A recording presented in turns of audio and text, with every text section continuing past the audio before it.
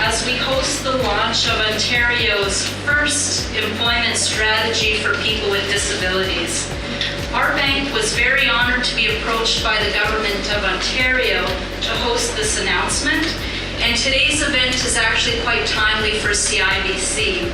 So June the 1st actually marked the 25th anniversary of CIBC dedicating the month of June to celebrating diversity and inclusion. It's a month that our team spends sharing stories about how we all stand for inclusion. And of course, diversity and inclusion aren't something that we only do once a year. It really underpins our culture. We believe at CIBC that it makes our team stronger, it ensures we bring the best ideas to the table, and ensures that we reflect the diversity of our clients. That's why we're committed here at CIBC to building strong, diverse and inclusive teams where we're developing partnerships, we're setting and achieving goals. A recent example was our announcement in January that we were committed to hiring 500 people with disability this year. And I'm very happy to report that we're making good progress.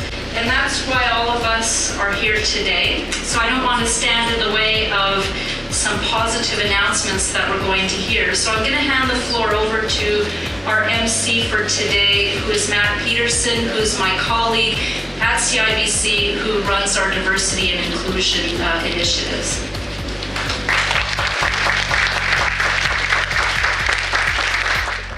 Minister MacCharles is a champion for equal and accessible Ontario, bringing advocacy, human resources, and legislative experience to her position.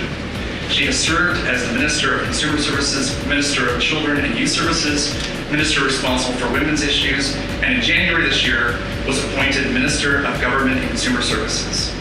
As Minister responsible for accessibility, she is on a mission to make Ontario fully accessible by 2025. Please welcome the Honourable Tracy MacCharles. Today, the secret of success is often found in how well a company can utilize diversity throughout its workforce. Take SAP, a global leader in the competitive IT sector. It has set its own goal to employ more people with autism spectrum disorder so that its workforce reflects the prevalence of autism in the world at large. They know that to compete in an increasingly diverse economy, you need to diversify your thinking. Forward-thinking and forward-looking employers, small, medium, and large, recognize that people with disabilities represent an underutilized talent pool, one that can help them to improve and grow their operations. Unfortunately, there are many myths about people with disabilities in the workplace. There's a fear that employees will be a hindrance, that they'll miss a lot of work, be more likely to get injured, or won't do as good a job as other employees. And as I was telling my Minister's Advisory Council, even myself as an HR executive years ago, sometimes there's just fear from misunderstanding, fear from not knowing how to work with persons with disabilities, how to communicate with persons with disabilities, how to leverage the talent of persons with disabilities. 86% of people with disabilities rate average or better on their attendance than their colleagues without disabilities, and roughly 50% have a post-secondary education. 98% rate average or better in workplace safety, and 90% rate average or better on job performance. 90%. That's fantastic. So then the question is, how do we dispel these harmful myths? Our government has taken this challenge with our program, Access Talent, Ontario's employment strategy for people with disabilities. The fact is, though many employers report labor and skill shortages, only about half of people with disabilities in our province are employed. This disconnect doesn't have to be this way. With more and more people with disabilities obtaining post-secondary education and looking to work, this gap can be bridged. The strategy outlines our vision of a province where everyone can reach their full potential. And I'm going to look at Mr. Onley when I say that, because I know that's his vision as well. Where everyone can equally enjoy the benefits of a stronger economy and society. We want the future of our children and youth with disabilities to be full of promise. They need to know that the dream job they aspire to can be their reality. We want this young generation to have the opportunity to work in any sector they choose. We also want more adults to be able to use their talents in meaningful ways.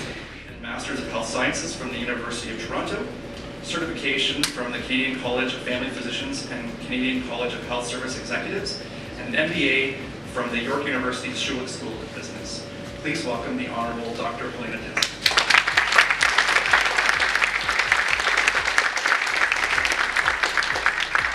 Thank you so much. When I first became the Minister of Community and Social Services, I described employment for people with disabilities as the next frontier that I really wanted to work on. This is why I'm so happy it's my third year as Minister, because that continuity means that I have had the opportunity to keep pressing within our ministry, within the bureaucracy of the ministry. I'm delighted my Deputy Minister is here today, Janet Menard, as well.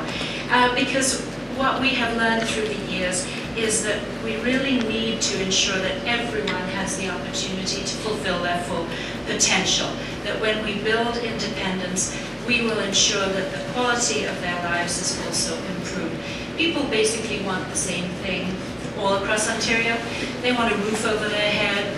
They want a friend to share experiences with, and they want a job. They want a purpose to get up each and every day. And if perhaps it's a bit of a stretch for some individuals to achieve paid employment, they at the very least want the opportunity to volunteer and to be part of society. And that's what we're trying to do in driving transformation, particularly in the developmental services sector. And so what we are talking about today is within the Ontario Disability Support Program, piloting a new approach to supporting the employment aspiration, particularly of youths with disability. The focus will be on providing early upfront assessment at the point of application. So when someone transitioning perhaps with a developmental disability from childhood into adulthood, that point when they approach the Ontario Disability Support Program, that we have a collaborative action planning and individualized and coordinated wraparound of services to support youth in particular. We're going to start with a focus on the ages of 18 to 29 to ensure that they have the expectation that they will be provided with supports in order to achieve attachment to the labor market. So our pilot is currently under development, and there will be further details provided in the near future. Regardless of where I'm going or what I'm doing, I do face challenges and barriers in my photography work, whether it was convincing someone that I was good enough to do the job, or dealing with difficult equipment, heavy lenses, needing to adapt and repurpose materials in creative ways to actually get the work that I wanted to do done.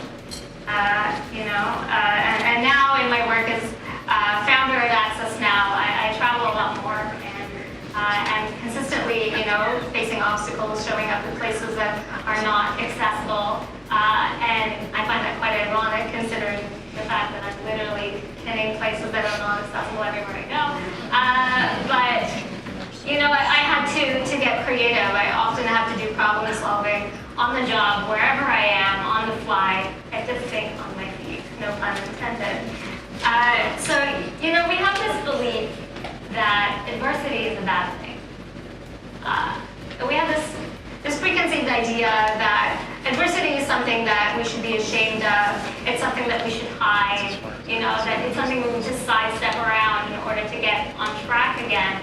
I don't feel that is true at all.